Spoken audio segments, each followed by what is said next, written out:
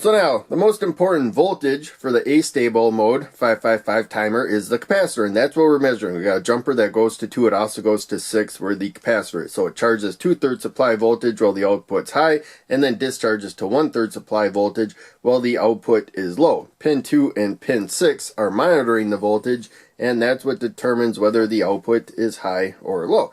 So we got pin 2 when we got less than a third of the supply voltage. Let's say we just turn the power on, then the capacitor charges. When pin 6 sees that it's 2/3 supply voltage, then the capacitor discharges through the discharge pin to ground through that resistor. The values of the components determine the timing, of course. And of course, when the output is high, I use a red LED, we get as close as it can to 5 volts. And when the output's low, I use a blue LED, we get a really good connection to ground right there.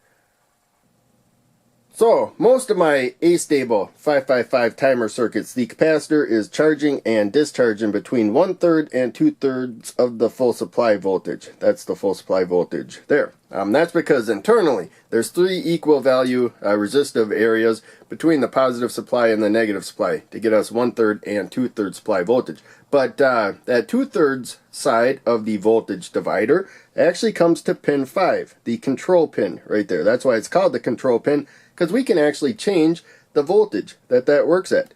So I'll put it back to the capacitor, and I found 7,500 ohm resistor works really well. I'm going to move it to the negative supply. So now we are lowering that 2/3 voltage spot. So it's not 2/3 anymore, but now it's going between 2 volts and 1 volt. That lower voltage is always going to be half of whatever we set the higher voltage. And to the positive supply, now we're working with 4 volts down to 2 volts.